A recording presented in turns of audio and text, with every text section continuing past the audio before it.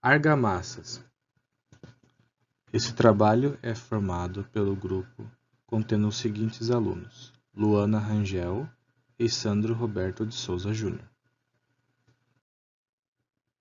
E esse é o nosso índice da apresentação. Nós vamos começar com uma introdução, depois vamos explicar os conceitos, aplicações, propriedades, métodos de dosagem, conclusão e as referências por último.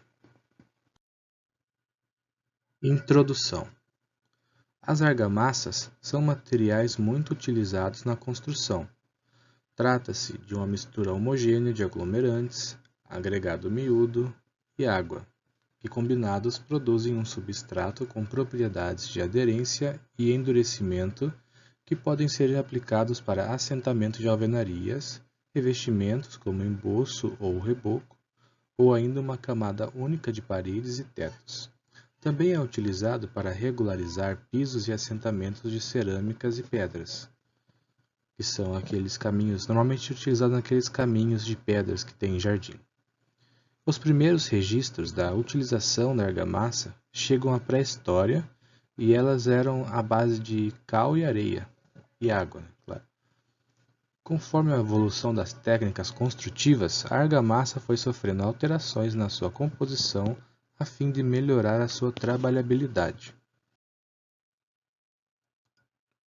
O objetivo a ser alcançado com este trabalho é de conseguir classificar e identificar as funções da argamassa, entender as suas propriedades a partir dos métodos disponíveis, trazer sobre a dosagem e sua preparação com foco para a construção civil, e nós também iremos mostrar as propriedades da argamassa quanto à aplicação e método de dosagem das argamassas. Nós vamos utilizar os traços pré-definidos pelas normas e em seguida mostrar como é que é realizado os cálculos do consumo desses materiais. Conceitos principais. Primeiramente, uma definição. As argamassas são materiais de construção que têm na sua constituição aglomerantes, agregados minerais e água. Quando recém-misturadas, possuem uma boa plasticidade, enquanto que, quando endurecidas, possuem rigidez, resistência e aderência.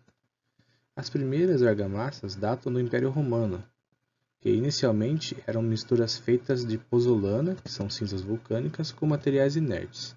E vale relembrar e lembrar novamente que a argamassa é totalmente diferente de concreto.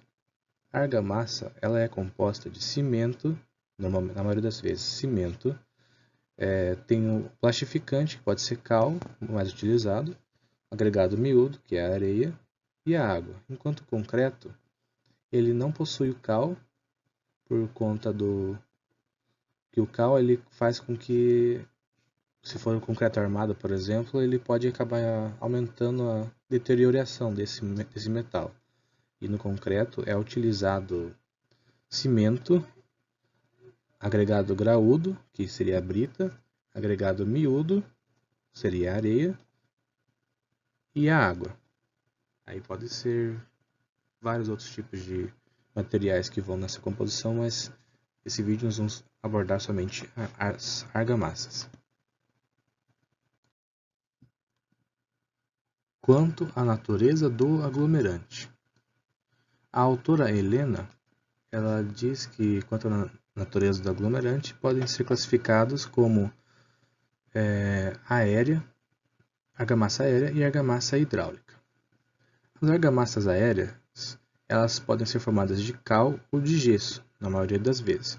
As argamassas de cal elas são muito mais coesas do que as de cimento, de mesmo traço, por isso elas necessitam de menos aglomerantes do que as de cimento, para obter-se uma massa com trabalhabilidade própria para rejuntamentos e revestimentos, por exemplo.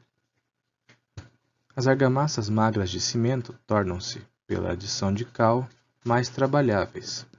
As argamassas de cal retêm, durante mais tempo, a água de amassamento. As pedras, os tijolos e blocos de alvenaria, quando secos, eles retiram a água das argamassas de cimento mais rapidamente do que as argamassas de cal, porque o cal ele consegue isolar mais a alvenaria da água. E essas razões demonstram ser vantajosas para a trabalhabilidade das argamassas.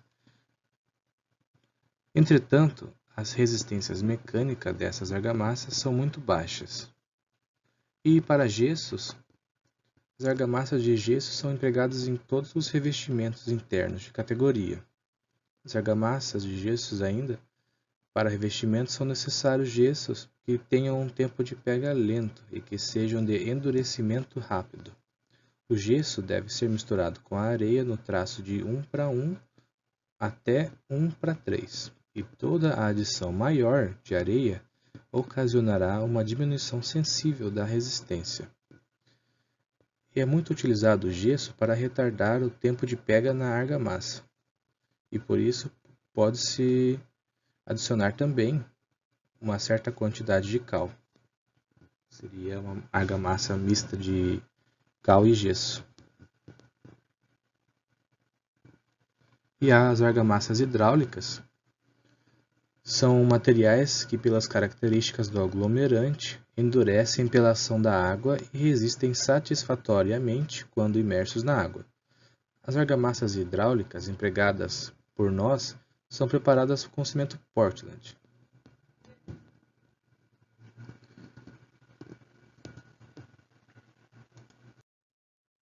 As pastas de cimento têm emprego limitado na construção. São utilizadas para trabalhos de vedação de veios d'água, injeções e obturações de fissuras. Para obter uma pasta plástica, mistura-se cimento com aproximadamente 25% de água sobre o peso do cimento. Quando necessita de uma pasta para injeções, a quantidade de água, dependendo do caso, pode atingir até 20 vezes o peso do cimento, embora raramente se ultrapasse de 10 vezes aquele peso. Isso é a argamassa hidráulica. E quanto ao tipo de aglomerante? Bom, a gente tem argamassas de cal, de cimento, de gesso e argamassa mista, que pode ser mista de gesso com cal ou de cal e cimento. As argamassas de cal, elas são elas são um tipo de argamassa que confere mais plasticidade e trabalhabilidade. Em argamassa de assentamento e revestimento de alvenarias, ela aumenta o poder de retenção de água da argamassa, evitando destacamentos entre a argamassa e os componentes de alvenaria. As argamassas de cimento, elas têm uma contribuição. O cimento, na verdade, ele tem uma contribuição nas propriedades das argamassas, que está tudo voltado para resistência mecânica e durabilidade. Além disso, pelo fato de ser constituído por finas partículas, contribui na retenção de água da mistura também. E as argamassas de gesso são onde o gesso consegue dar um bom acabamento à parede, cobrindo-a totalmente e formando uma superfície lisa, uniforme e sem irregularidades. Porém, o gesso, a argamassa de gesso sozinha, não consegue reter água e pode ser danificado facilmente pela água.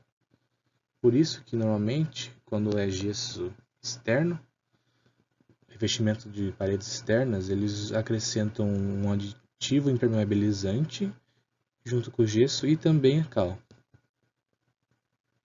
E a mista, ela pode ser a mistura de todas essas argamassas, dependendo do que você está misturando na sua argamassa. Se é cimento com cal, ou se é cal com gesso. E quanto à consistência da argamassa?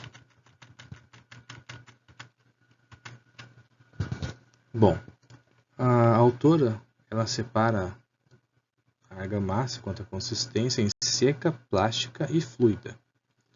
A seca quer dizer que a pasta aglomerante somente preenche os vazios entre os agregados, deixando-os ainda em contato. Existe o atrito entre as partículas que resulta em uma massa áspera. A plástica é quer dizer que uma fina camada de pasta aglomerante molha, entre aspas, a superfície dos agregados, dando uma boa adesão entre eles com uma estrutura pseudossólida. Já a fluida quer dizer que as partículas de agregado estão imersas no interior da pasta aglomerante, sem coesão interna e com tendência de depositar-se por gravidade, que é chamada de segregação. Os grãos de areia não oferecem nenhuma resistência ao deslizamento, mas a argamassa é tão líquida que se espalha sobre a base, sem permitir a execução adequada do trabalho. Esse é o ponto negativo. Quanto à plasticidade da argamassa. Bom, a autora ela separa essa categoria em argamassas magra, cheia e gorda, que tem a ver com a quantidade de aglomerante na argamassa, e podendo ser pouco aglomerante, médio e muito aglomerante. O aglomerante seria o cimento, o cal ou até mesmo o gesso.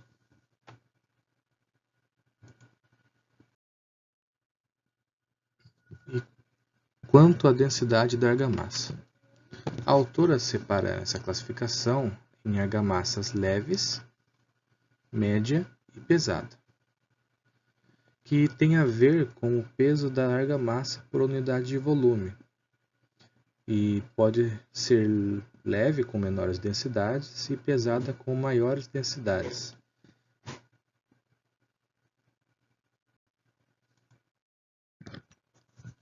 E quanto à forma de preparo ou de fornecimento. A autora separou em argamassa preparada em obra, que seria a moldada feita em loco, e argamassa industrializada. Bom, as argamassas industrializadas, elas são definidas como sendo um produto industrial, no estado seco, composto de cimento Portland, agregados minerais e aditivos químicos que, quando misturados com água, formam uma massa viscosa, plástica e aderente. Porém, elas podem ser preparadas tanto para assentamento quanto para revestimento em paredes.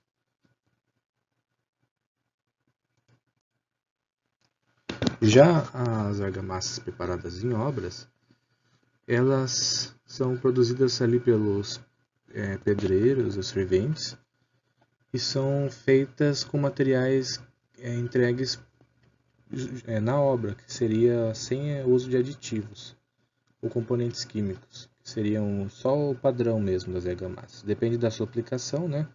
Mas é a argamassa de uso geral, basicamente, produzida manualmente.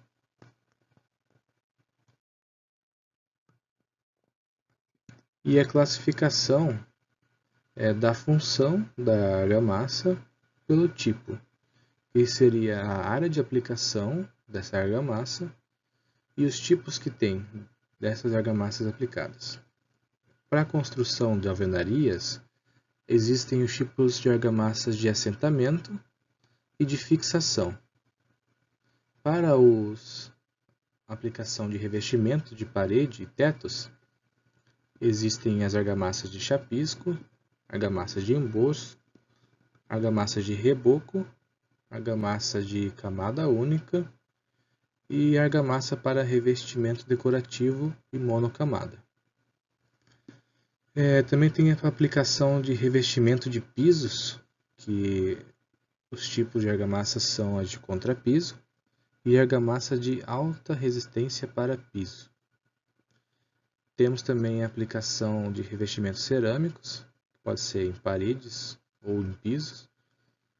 E os tipos de argamassa são de assentamento de peças cerâmicas, que é também chamada de colante, para grudar a peça cerâmica no piso ou na parede.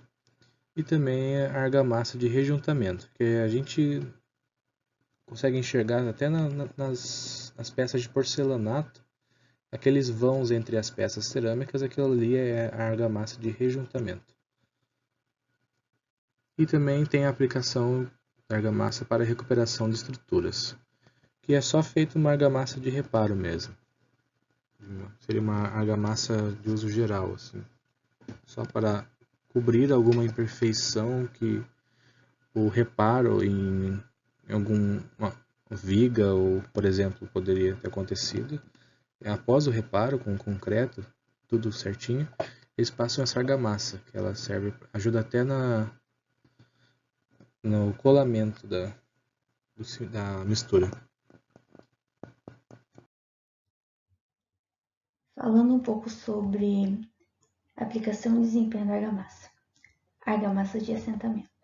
Ela é utilizada para fazer o levantamento de parede ou muros, que são feitos de tijolos ou blocos. Ela tem a função de unir as unidades, fazendo uma estrutura monolítica.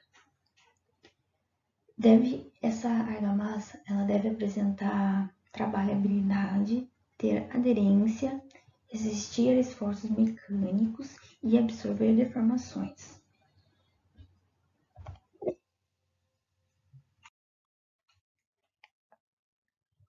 Falando sobre argamassas de revestimento. Quando que elas são utilizadas? Quando você quer revestir e dar acabamento às paredes, muros e tetos. Ela tem a função de proteger a alvenaria, vedar a edificação, regularizar a superfície, atua como isolante térmico e acústico, além de que também ele é resistente ao fogo. Essa argamassa de revestimento, ela é aplicada em 3 camadas. A primeira delas é o chapisco, que serve para melhorar a aderência e uniformizar a superfície que você vai aplicar a argamassa. Em seguida, é o emboço. Também serve para regularizar a base que você acabou de fazer o chapisco. E a terceira camada é o reboco. É a camada que é preparada para você aplicar uma pintura ou ainda ter mais um revestimento. Ainda existe outro tipo de camada, que é a camada única. Ela é industrializada, não é normatizada e é muito utilizada na Europa, porque ela é aplicada na base e ainda por cima vem uma função que ela tem função de regularizar e dar acabamento ao mesmo tempo. Sobre as propriedades da argamassa e as definições de propriedades mecânicas. O primeiro item que eu vou falar é sobre a trabalhabilidade. O que é essa trabalhabilidade? É meio difícil de você descrever, mas em termos poderia ser descrita como uma facilidade que a argamassa, em estado fresco, pode ser misturada, aplicada, transportada, acabada e consolidada. Ela depende de outras propriedades para satisfazer, que segue no quadro ao lado. Aqui eu digo as propriedades, que é a consistência, praticidade, retenção de água e consistência, coesão, exudação, densidade da massa e adesão inicial.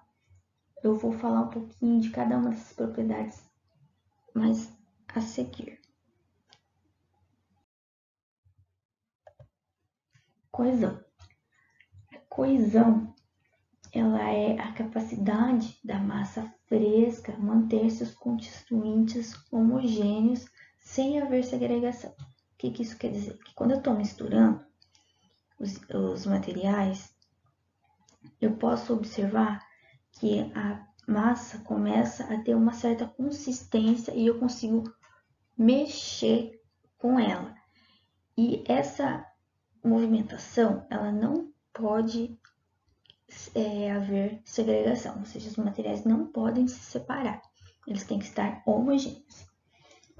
E sobre a coesão, a gente pode dividir a argamassa ou classificar a argamassa em seca, plástica ou fluida. Quando ela está seca, quer dizer que a pasta preenche os vazios entre os agregados, mas a massa é muito áspera, porque ainda existe atrito entre as suas partículas. Você pode reparar que ela vai fazer um ruído. Quando a massa está plástica, a pasta consegue molhar todas as superfícies dos agregados com uma camada fina. Isso resulta em uma boa adesão entre os grãos, os vazios são mais preenchidos. E quando a massa é fluida, os agregados estão imersos no interior da pasta e não tem coesão interna. E os grãos tendem a se depositar, ou seja, eles são segregados. Essa configuração não é tão adequada para se trabalhar, porque ela é muito líquida e, apesar de ser líquida, a gente procura uma certa proporção entre a água e os aglomerantes agregados. Ou seja, se ela está muito líquida, ela vai se espalhar sobre a superfície, porém ela não vai apresentar a coesão, ou seja, ela vai ir se separando.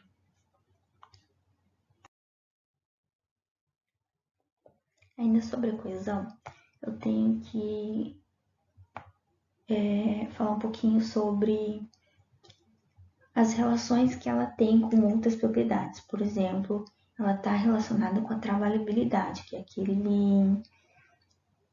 que eu expliquei anteriormente sobre ela ser consistente até certo ponto, tem umas certas propriedades que você tem que alcançar. Ela também está relacionada com a plasticidade. Isso acontece porque a plasticidade ela é influenciada pela quantidade, pelo tipo de aglomerante agregado que você usa, o tempo de mistura e o modo que você prepara a massa. Ali no quadro, a gente pode ver que ela é ainda dividida, essa plasticidade é dividida em pobre, média ou rica.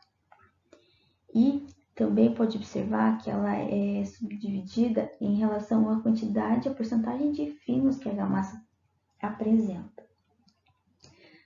Ainda se é com aditivo plastificante ou sem aditivo plastificante.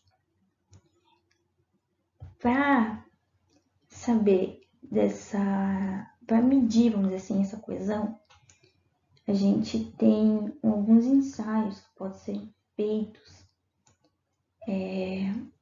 com essa massa.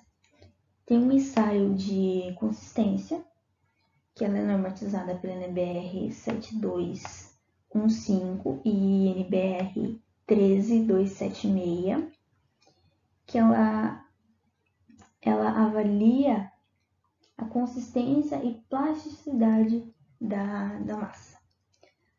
O outro ensaio é a penetração do cone. Ela é uma norma americana e ela avalia a consistência também da massa. O Vanitest, ela é da americana também e da BS 1377, que é mais para solos, né? Ela também avalia a consistência. E a AGTEC Test, que ela não tem norma, mas também é possível usar esse ensaio para medir a consistência, plasticidade e coesão da massa, da argamassa.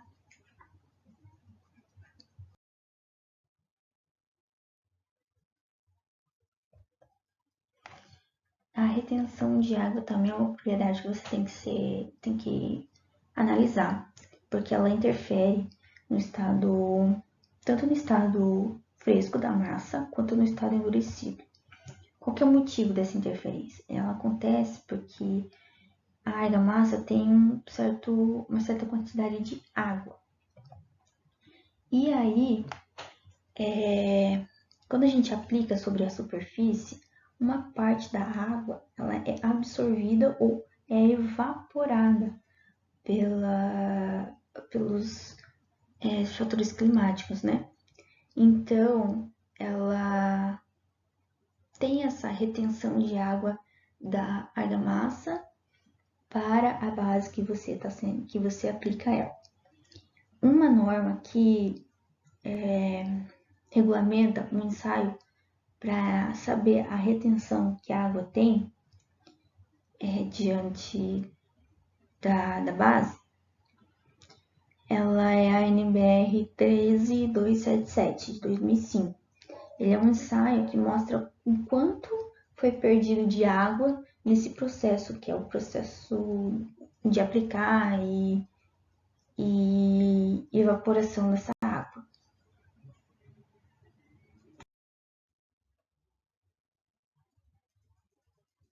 Densidade da argamassa. O que é essa densidade? Densidade ou massa específica, ela varia de acordo com o teor de ar incorporado e com a massa específica dos materiais utilizados. Vamos dizer assim, que quanto mais leve a argamassa, mais fácil ela é de se trabalhar.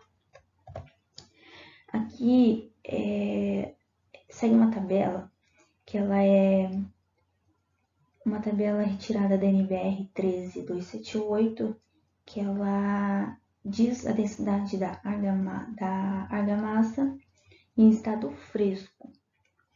Ali a gente pode ver que ela é dividida em leve, normal e pesada. Aí o quadro mostra a densidade dela em gramas por centímetro cúbico, quais os materiais que você utiliza na argamassa, os agregados e o uso que você dá para essa argamassa. Por exemplo, ali na leve, a gente vê que ela tem 1,4 gramas por centímetro cúbico. E o agregado que é empregado nessa argamassa é a vermiculita, perlita e argila expandida. Ela é utilizada quando você quer um isolamento térmico e acústico do seu ambiente. Já na normal, ela tem uma variação de 2,3 a 1,4. Ela é utilizada areia, o quartzo e o calcário britado. A aplicação é as mais convencionais que a gente vê por aí. Pesada, ela já tem acima de 2,30. O que a gente utiliza é barito, que é o sulfato de bário. Aí já é uma argamassa com usos mais particulares, como por exemplo a blindagem de radiação. Adesão. É uma propriedade ligada ao tipo de revestimento, na verdade é o chapisco, né? É a primeira camada que eu falei nos slides anteriores, porque ele é o primeiro contato da argamassa com a base, com uma parede ou um muro, o teto que você está querendo revestir. Isso acontece porque a gente precisa que ela grude na tua base, no teu substrato. E em formas mais simples de definir a adesão, ela é a capacidade de união da argamassa no seu estado fresco com a base que você está fazendo o revestimento.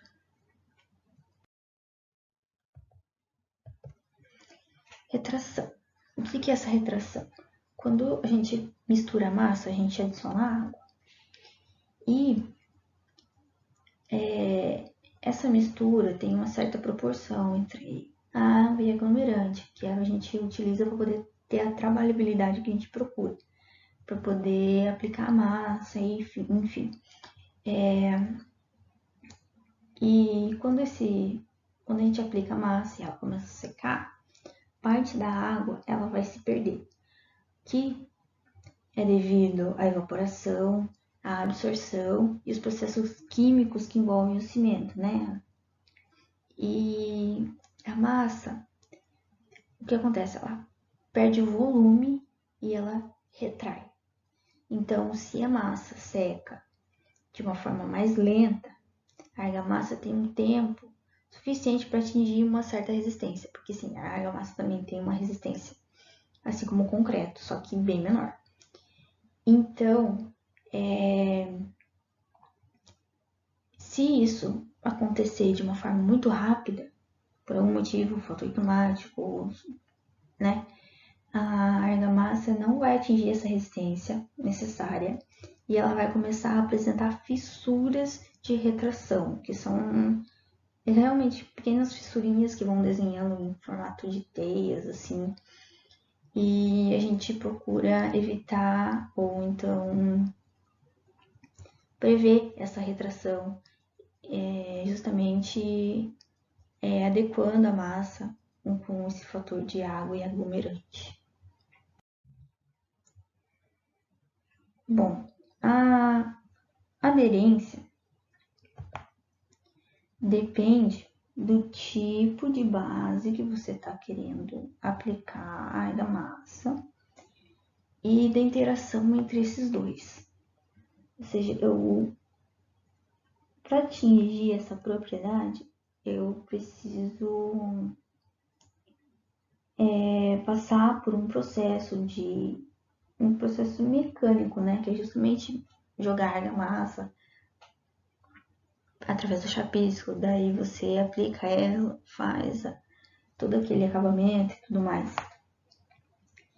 E para entender melhor sobre essa aderência, a gente vai dividir ela em mecanismos de ligação da argamassa e substrato, influência dos materiais e medida da resistência de aderência. O que é cada uma delas? O mecanismo de ligação da argamassa e substrato é um fenômeno mecânico em que a pasta aglomerante ou a própria massa penetram nos poros e nas rugosidades da base. Porque justamente a base não é totalmente regular, né? Ela possui porosidade e rugosidade. Aí, quando a gente aplica, ela entra em contato com a superfície da base. Nesse momento, ela perde um pouco da água, e porque ela penetra nos poros e nas cavidades do substrato, e depois proporciona uma ancoragem da argamassa junto da base. Isso acontece por processos químicos que vão dar origem a essa ligação entre argamassa e substrato. A influência dos materiais, ela é dada porque quanto mais fino for o material da argamassa, maior será a sua aderência, justamente por penetrar nessas rugosidades e na reentrância da base. E medida da resistência de aderência, ela pode ser medida através da NBR 13528, que vai dar a resistência de arrancamento da massa. Dosagem. A dosagem de argamassas se consiste em estabelecer as proporções dos materiais constituintes da mistura com base nos conceitos e propriedades técnicas vistos anteriormente, pensando sempre na sua aplicação e nas características esperadas e requeridas dos materiais constituintes. Para o preparo das argamassas, são empregados traços prefixados, que são baseados em normas e documentos elaborados por instituições técnicas. O quadro abaixo ele traz os traços recomendados por essas instituições. Quem trouxe esse quadro e moldou foi a Helena, do trabalho referenciado que nós estamos utilizando. Bom, nessa tabela a gente pode ver o tipo de argamassa, né, que seria para revestimento de paredes interno e fachada, e de alvenaria, assentamento de alvenaria estrutural. E ali a gente tem os traços em volume, né, que seria o traço de cimento sempre 1, o de cal para paredes interno e de fachada é 2, e para assentamento de alvenaria estrutural ele vai de 0 até 1/4, com a alvenaria em contato com o solo, com a alvenaria sujeita a esforços de flexão. O uso de cal vai para meio. Para uso geral, sem contato com o solo, o traço de cal vai para 1. E para uso restrito, interno, com baixa resistência, o uso de cal vai para 2. Porque o uso em excesso de cal ele diminui a resistência do concreto, da argamassa. E a areia, na primeira parte ali para paredes internas de fachada, a gente usa 9 a 11 do traço. E para assentamento de alvenaria, ela pode variar de 2,25 a 3 vezes o volume de cimento mais cal. Até no exemplo que a gente utilizou no trabalho escrito, a gente utiliza o traço 1 para 6, que seria de uso geral, praticamente. Esse traço foi determinado pela ASTM C270. E agora, quanto ao consumo dos materiais. Utilizamos sempre o cimento como fator principal na dosagem, e utilizando os traços pré-estabelecidos, nós conseguimos encontrar os consumos com as fórmulas abaixo. Bom, vamos supor, vamos colocar aqui o traço, ele é como 1, que cimento sempre vai ser 1, né? Por P, por Q, por quantidade de água. E para isso a gente precisa calcular primeiramente o consumo de cimento. Que com o consumo de cimento a gente consegue calcular o consumo dos demais materiais. Bom, o consumo de cimento ele pode ser encontrado com as equações 1 ou com a equação 2. Depende de quais parâmetros a gente tem no momento para calcular. A equação 1 ela usa a massa específica da argamassa sobre o traço, né? Somatório do traço, ou a gente pode usar a equação 2, que a equação 2 ela é 1000 menos o teor de ar, que é a porcentagem, mas para fins de cálculos, a autora Helena ela diz que pode ser utilizado esse teor de ar igual a zero. Tudo isso daí sobre os traços o traço sobre a massa específica deles, a soma disso tudo, que é conforme a equação 2.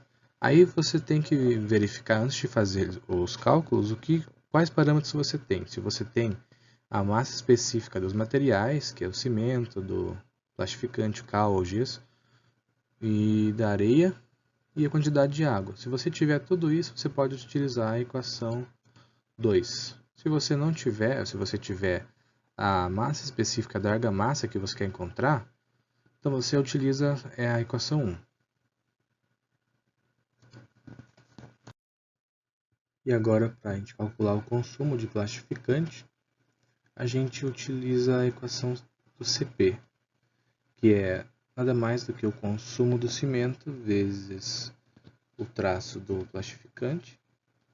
E para o consumo do agregado miúdo, a gente utiliza a equação 4 do CQ, que é o consumo de cimento vezes o traço da agregado miúdo.